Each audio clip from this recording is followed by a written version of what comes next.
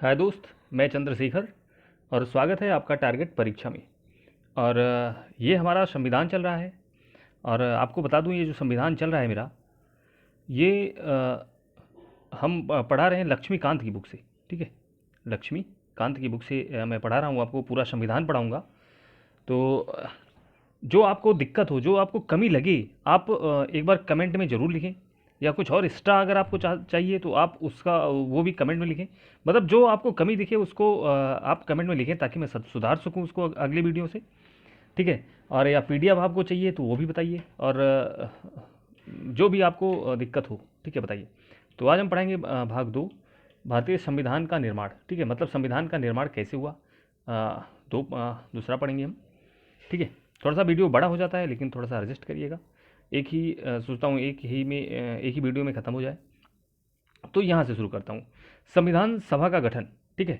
तो संविधान सभा का गठन कैसे हुआ, हमारा क्या क्या था उसमें, ये हम जानेंगे। देखो, कैबिनेट मिशन योजना के द्वारा सुझाए गए प्रस्ताव के तहत नवंबर 1946 ईस्वी में संविधान सभा का गठन हुआ। ठीक है। योजनाएं की विशेषता थी, मतलब ये विशेषता थी। देखो, संविधान में संविधान सभा के कुल सदस्य थे 389। ठीक है। अ, इतनी होनी थी, लेकिन इनमें से 296 सीट ब्रिटिश भारत, मतलब जो ब्रिटिश के लोग थे भारत में, उनमें, और 93 सीटें देसी रियासत को आवंटित की जानी थी, तथा ब्रिटिश भारत को आवंटित की गई। ठीक है, मतलब इतनी सीटें। उसके बाद क्या हुआ, अब यहाँ ब्रिटिश भारत को आवंटित की गई सीटों 296 में से 292 सदस्यों का चयन हुआ। 11 गवर्नर के प्रांतों और चार का चयन मुख्य आयुक्तों प्रांतों में किया जाना था। ठीक है, ये बहुत ज़्यादा ज़रूरी नहीं है आपके लिए कि आपको याद ही करना है। ठीक है, तो सिर्फ आप इतना याद रखो, कुल सदस्य कितने होने थे, 389। ठीक है, और 93 देसी रियासत थे और 296 ब्रिटिश, बस इतना याद रखना है आपको। आगे चलते हैं। अभी जो ज़्यादा जरूरी है आपको वो मैं बताऊंगा। ठीक है। उसके बाद देखो, हर हर प्रांत में जो देसी रियासत थे, जो मतलब राजा थे, छोटे और बड़े, उनकी संख्या का अनुपात में सीटों को आवंटित किया गया था। ठीक है, मोटे तौर पर कहा जाता है कि प्रत्येक 10 लाख लोगों पर एक सीट आवंटित की जाती थी। तो मतलब 10 लाख लोगों पर एक सीट दी जाती थी। जहाँ 10 लाख की जनसंख्या होती थी, वहाँ एक सीट दी जाती थी। और हमेशा ये याद रखना आप, कि हमेशा जो होता है ना, जनसंख्या को आधार मानकर ही सीटों का बंटवारा किया जाता था। ठीक है। और आगे हम देखते हैं यहाँ, संविधान सभा के लिए चुनाव जुलाई अगस्त 1946। ठीक है। ये 46 में चुनाव में भारतीय राष्ट्रीय कांग्रेस, 46 में जो 1946 में हुआ चुनाव, 296 सीटों के लिए।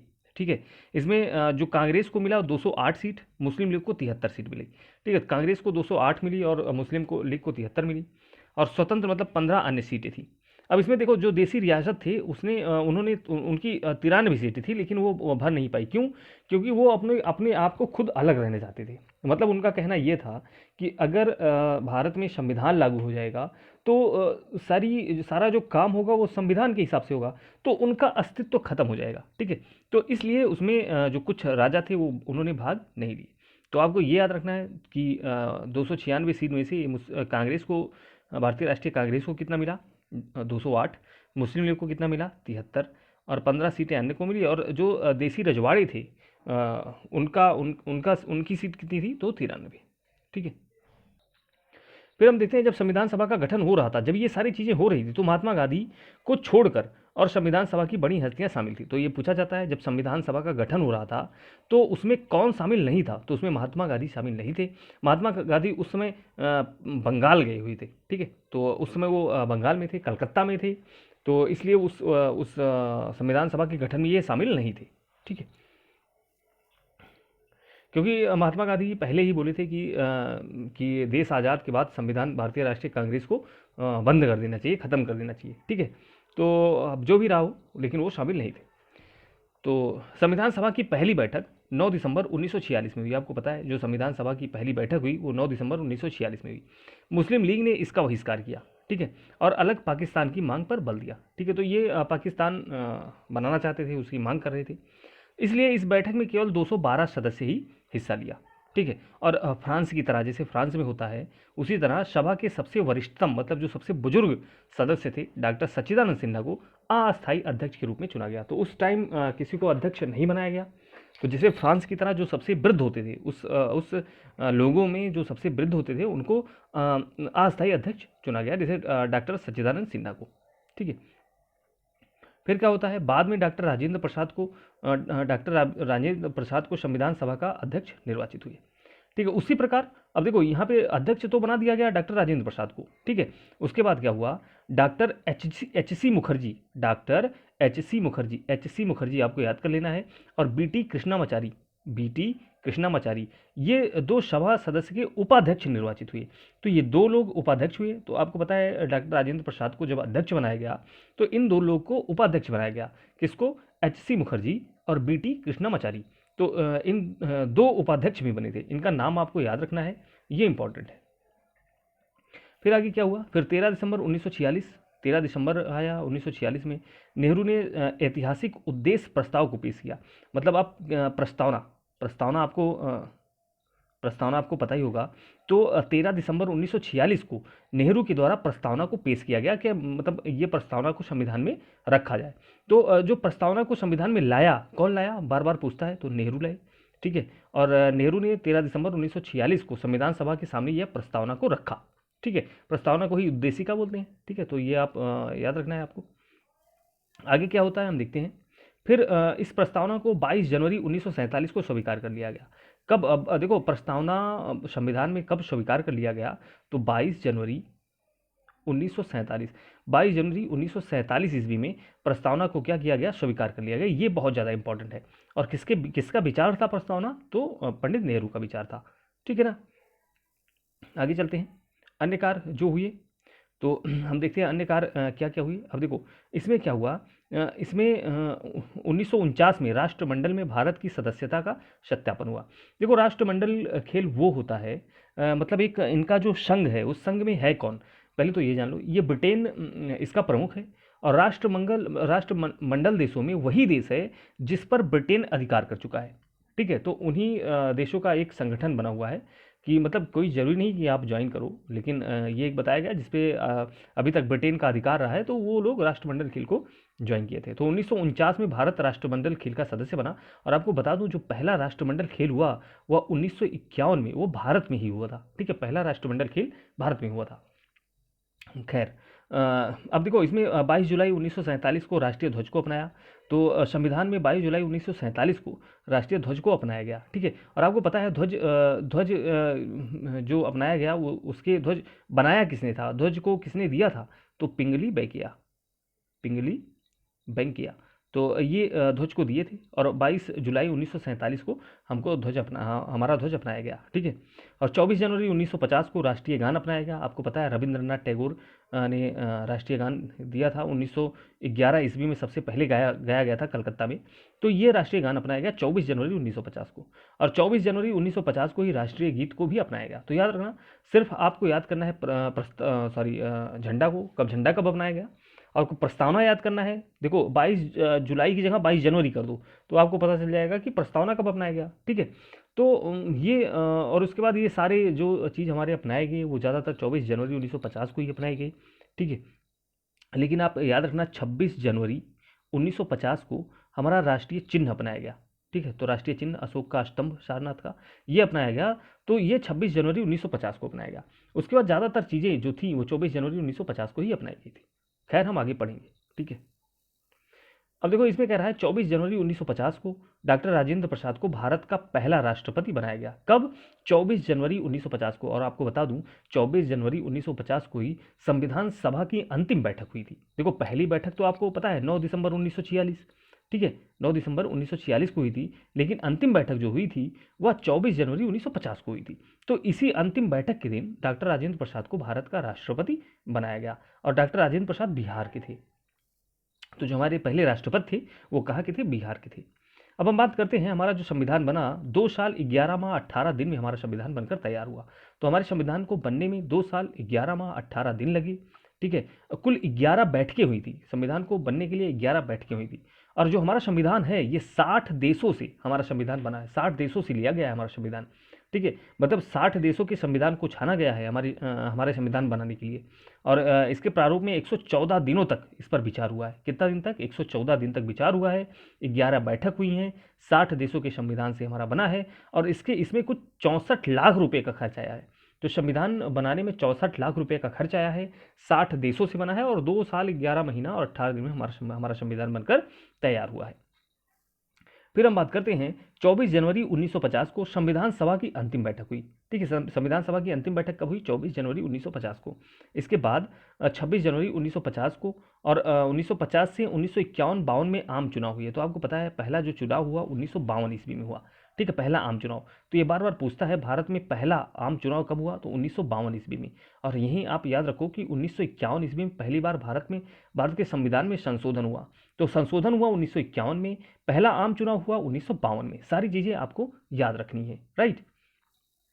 आगे चलते हैं। संविधान सभा की समितियां, कुछ समितियां थी संविधान सभा की, तो उन समितियों को हम याद करते हैं, ठीक है। मतलब देखते हैं कौन से। देखो बहुत समितियां तो बहुत थी, लेकिन इनमें से 8 समितियां क्या थी? बड़ी थी। तो जो 8 समितियां वो बड़ी थी, उन्हीं को हमको ध्यान में रखकर चलना है। बड़ी समितियां देख लेते हैं हम। संघ समिति शक्ति किसके हाथ में थी? जवाहरलाल नेहरू के हाथ में थी संघ समिति। संघीय समिति भी नेहरू के हाथ में ही था, ठीक है, मतलब इसके अध्यक्ष थे।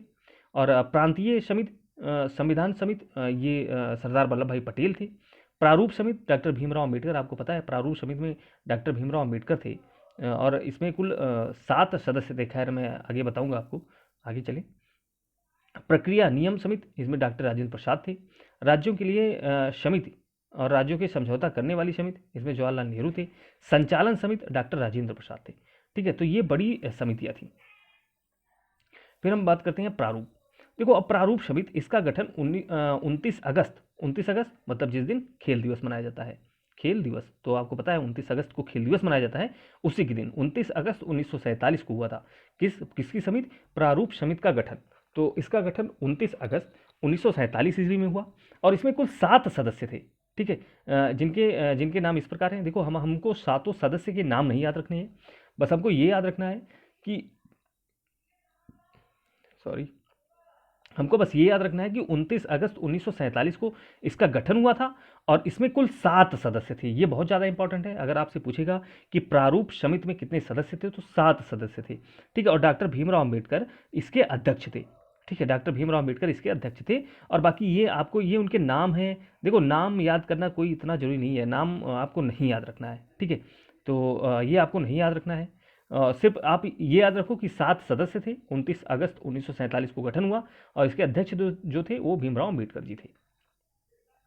अब फिर हम आगे चलते हैं। संविधान का प्रभाव में आना, संविधान को कैसे प्रभाव में आया, ये जो इम्पोर्टेंट है वो हम देखते हैं, ठीक है। अब देखो सभा में कुल 299 सदस्यों में से उस दिन केवल 284 सदस्य उपस्थित थे। तो जितना थे, जो मतलब 299 सदस्य थे, और सिर्फ 284 लोग वहाँ पे इकट्ठा थे। और इतने लोग नहीं थे। कितने लोग नहीं थे? तो आप कह सकते हो कि 15 लोग नहीं थे उस समिति में, ठीक है, जिन्होंने संविधान पर हस्ताक्षर किया। तो अगर आपसे पूछेगा संविधान पर कितने लोगों ने हस्ताक्षर किया था, 284 लोगों का साइन हुआ था संविधान में। और इसके प्रस्तावना में 26 नवंबर 1949 का उल्लेख उस दिन के रूप में किया जाता है जिस दिन भारत के लोग ने संविधान को अपनाया और लागू किया व स्वयं को संविधान को सौंपा, ठीक है, 26 नवंबर 1949। देखो अच्छा, हमारा संविधान आपको पता है 26 नवंबर 1949 में बनकर तैयार हो गया था, लेकिन लागू 26 जनवरी 1950 में हुआ, ठीक है। आगे हम पढ़ेंगे, आगे हम अभी पढ़ते हैं। अब देखो 26 नवंबर 1949 को अपनाया गया संविधान में। प्रस्तावना में जब संविधान को अपनाया गया तो 395 अनुच्छेद और 8 अनुसूचियाँ थी। तो 395 अनुच्छेद थी और 8 अनुसूचियाँ, लेकिन आज लगभग 450 अनुच्छेद हैं और 12 अनुसूचियाँ और 25 भाग हैं, ये सब हैं। खैर मैं आगे आपको पढ़ाऊँगा, तो आप इतना याद रखो।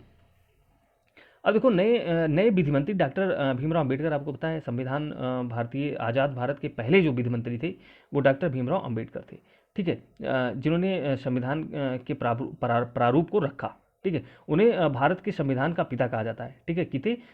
किसे? भीमराव अम्बेडकर को भारत के संविधान का पिता कहा जाता है, और यह इन्हें आधुनिक मनु भी कहा जाता है, आधुनिक मनु। तो अगर आपसे पूछेगा आधुनिक मनु कौन थे, तो आधुनिक मन किसे कहा जाता है, तो भीमराव अंबेडकर को आधुनिक मनु कहा जाता है। ये है आधुनिक मन भीमराव अंबेडकर को। और प्रमुख शिल्पकार भी कहा जाता है। अगर आपसे पूछ लेगा संविधान का प्रमुख शिल्पकार कौन था, तो भीमराव अंबेडकर थे। अब देखो संविधान क्या हुआ, हमारा जो संविधान था वो 26 नवंबर 1949 में बनकर तैयार हो गया था, ठीक है। लेकिन देखो इस टाइम जो कुछ अनुच्छेद थे, लगभग आप कह सकते हो ये 15 अनुच्छेद थे वो लागू कर दिए गए थे उसी दिन, 15 अनुच्छेद। लेकिन जो हमारा मूल संविधान था, संविधान के शेष प्रावधान को 26 जनवरी 1950 को लागू किया गया, ठीक है। और इसी दिन गणतंत्र दिवस भी मनाया जाता है। 26 जनवरी 1950 को लागू हो गया था हमारा संविधान, इसलिए गणतंत्र दिवस मनाया जाता है, ठीक है। आगे चलते हैं। अब देखो इसी दिन 1930 में 26 जनवरी को क्या हुआ था, इसी दिन 1930 में भारतीय